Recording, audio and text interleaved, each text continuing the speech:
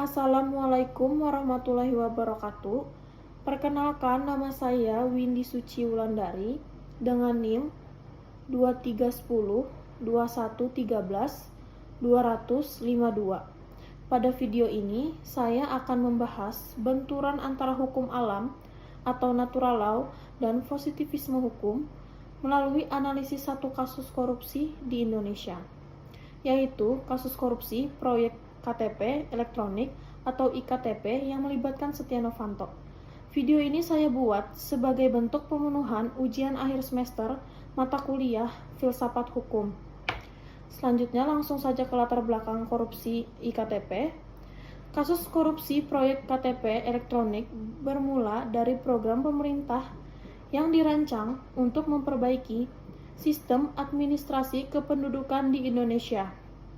Proyek IKTP ini bertujuan menciptakan satu data identitas nasional yang berintegrasi, akurat, dan mencegah pemalsuan identitas.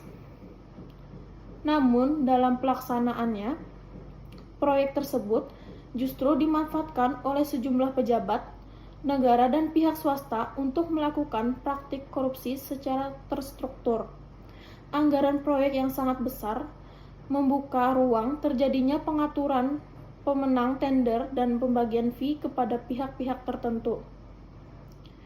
Setia Novanto yang pada saat itu menjabat sebagai Ketua DPR RI disebut memiliki peran penting dalam meloloskan anggaran proyek IKTP. Ia diduga menerima aliran dana melalui perantara dan jaringan politik yang terlibat dalam proyek tersebut. Dalam proses penyidikan, Komisi Pemberantasan Korupsi atau KPK menemukan adanya aliran dana yang diterima oleh Setia Novanto dari hasil korupsi proyek IKTP. Temuan ini kemudian menjadi dasar penetapan dirinya sebagai tersangka. Penetapan tersangka terhadap Setia Novanto sempat diwarnai berbagai dinamika hukum, termasuk upaya pra-peradilan dan manuver hukum lainnya. Proses ini menunjukkan adanya perlawanan hukum yang cukup kuat dari pihak terdakwa. Setelah melakukan rangkaian persidangan yang panjang, pengadilan akhirnya menyatakan Setia Novanto terbukti secara sah dan meyakinkan bersalah melakukan tindak pidana korupsi secara bersama-sama. Majelis Hakim menjatuhkan pidana penjara dan denda sesuai dengan Undang-Undang Tindak Pidana Korupsi, serta menjatuhkan pidana tambahan berupa kewajiban membayar uang pengganti. Namun setelah putusan berkekuatan hukum tetap, muncul reaksi dari masyarakat karena Setia Novanto sebagai terpidana korupsi tetap memperoleh hak-haknya sebagai narapidana seperti remisi dan pengurangan masa hukuman. Kondisi ini menimbulkan polemik karena masyarakat menilai bahwa hukum yang dijalani tidak sebanding dengan besarnya kerugian negara dan dampak sosial dari perbuatan korupsi tersebut. Dari sinilah kemudian muncul perdebatan luas di ruang publik mengenai keadilan hukum, khususnya terkait apakah sistem hukum Indonesia lebih mengutamakan kepastian hukum formal dibanding rasa keadilan masyarakat. Lanjut ke kronologi kasus. Setia Novanto didakwa menerima sejumlah keuntungan dari proyek IKTP melalui berbagai mekanisme yang melibatkan pejabat dan pengusaha.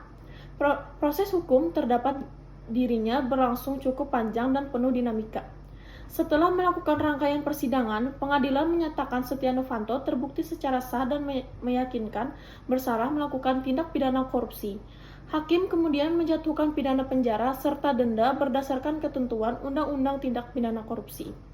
Namun, seiring berjalannya waktu, muncul polemik di tengah masyarakat. Hal ini disebabkan karena Setia Novanto sebagai narapidana korupsi mendapatkan berbagai hak, seperti remisi, pengurangan hukum, serta fasilitas tertentu. Kondisi ini menimbulkan pertanyaan serius mengenai keadilan karena hukum yang dijalani dinilai tidak sebanding dengan dampak besar yang ditimbulkan oleh perbuatannya. Selanjutnya, teori filsafat hukum. Dalam pandangan hukum alam, filsafat hukum yang menekankan bahwa hukum tidak boleh dilepas dari nilai moral, keadilan, dan kemanusiaan yang bersifat universal. Dalam perspektif ini, hukum dipandang bukan sekedar kumpulan aturan tertulis, melainkan sebagai sarana untuk mewujudkan keadilan substantif dan melindungi kepentingan masyarakat. Suatu putusan hukum dianggap benar dan sah bukan hanya karena dibuat oleh negara, tetapi karena selaras dengan nilai moral, seperti kejujuran, keadilan, dan perlindungan terhadap hak-hak dasar manusia. Oleh karena itu, ketika suatu aturan atau putusan hukum secara formal dan sah, namun menimbulkan ketidakadilan bagi masyarakat, maka menurut hukum alam, hukum tersebut patut dikritis secara moral. Dalam konteks kasus korupsi, hukum alam memandang bahwa korupsi adalah kejahatan serius karena merusak tatanan moral dan merugikan masyarakat luas, sehingga penanganannya harus mencerminkan keadilan dan rasa kemanusiaan. Positivisme hukum, sebaliknya, memandang hukum sebagai seperangkat peraturan yang ditetapkan oleh negara melalui prosedur formal dan memiliki kekuatan mengikat. Dalam pandangan ini, kebenaran hukum tidak diukur dari nilai moral, melainkan dari kepatuhan terhadap aturan tertulis dan kewenangan lembaga pembuat hukum. Selama suatu tindakan atau putusan didasarkan pada peraturan perundang-undangan yang berlaku dan dijalankan sesuai prosedur, maka hukum dianggap sah dan telah ditegakkan. Positivisme hukum menekankan pentingnya kepastian hukum agar tercipta ketertiban dan stabilitas dalam masyarakat. Dalam kasus korupsi, pendekatan positivisme cenderung melihat apakah proses penegakan hukum telah sesuai dengan undang-undang, termasuk pemberian hak-hak narapidana seperti remisi, tanpa terlalu mempertimbangkan penilaian moral masyarakat terhadap keadilan putusan tersebut. Selanjutnya, analisis kasus dari perspektif hukum alam. Jika kasus Setia Novanto dilihat dari perspektif hukum alam, maka persoalan utama muncul adalah ketidakadilan moral. Korupsi iktp telah merugikan negara dan masyarakat dalam skala yang sangat besar, dan publik yang seharusnya digunakan untuk pelayanan masyarakat justru disalahgunakan oleh pejabat negara yang seharusnya menjadi teladan. Dalam pandangan hukum alam, kejahatan dengan dampak sosial yang luas seperti ini seharusnya dijatuhkan hukuman yang berat dan memberikan efek jera. Hukuman tidak hanya bertujuan menghukum pelaku, tetapi juga memulihkan rasa keadilan masyarakat. Ketika pelaku korupsi masih mendapatkan keringanan hukuman, maka dari sudut pandang hukum alam, hukum dinilai gagal menjalankan fungsi moralnya. Artinya, meskipun hukum telah dijalankan secara formal, keadilan substantif belum sepenuhnya terwujud. Selanjutnya, dari analisis kasus dari perspektif positivisme hukum, berbeda dengan hukum alam, positivisme hukum melihat kasus Setia Novanto dari sudut pandang legalitas formal. Setia Novanto telah diproses sesuai dengan ketentuan hukum yang berlaku, mulai dari penyidikan, penuntutan, hingga putusan pengadilan. Hukum yang dijatuhkan juga mengacu pada Undang-Undang Tindak Pidana Korupsi.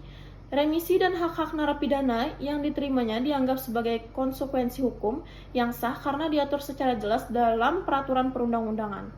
Dalam perspektif positivisme hukum, selama semua prosedur telah dijalankan sesuai aturan, maka hukum dianggap telah ditegakkan, meskipun masyarakat masih mempertanyakan keadilan. Selanjutnya, pertentangan hukum alam dan positivisme. Dari kasus ini terlihat jelas adanya benturan antara hukum alam dan positivisme hukum. Hukum alam mempertanyakan apakah hukum yang dijatuhkan telah mencerminkan rasa keadilan masyarakat dan dampak moral dari perbuatan korupsi. Sementara itu, positivisme hukum menilai bahwa hukum telah berjalan dengan benar selama semua aturan dan prosedur dipatuhi. Disinilah muncul jurang antara keadilan moral dan kepastian hukum. Menurut saya, kasus Setia Novanto menunjukkan bahwa hukum di Indonesia masih cenderung lebih mengutamakan kepastian hukum dibanding keadilan substantif. Ketika hukum hanya dipahami sebagai kumpulan aturan tertulis, maka hukum berpotensi kehilangan kepercayaan publik. Hakim dan aparat penegak hukum seharusnya tidak hanya berperan sebagai pelaksana undang-undang, tetapi juga sebagai penafsir keadilan yang mempertimbangkan dampak sosial dan moral dari suatu putusan. Kesimpulannya, benturan antara hukum alam dan positivisme hukum dalam kasus korupsi Setia Novanto menunjukkan pentingnya keseimbangan dalam penegakan hukum. Kepastian hukum tetap diperlukan, namun nilai moral dan rasa keadilan masyarakat tidak boleh diabaikan. Dalam kasus korupsi, hukum harus diterapkan secara tegas agar tidak hanya sah secara formal tetapi juga adil secara moral. Demikian analisis saya mengenai benturan hukum alam dan positivisme hukum dalam kasus korupsi di Indonesia. Terima kasih. Wassalamualaikum warahmatullahi wabarakatuh.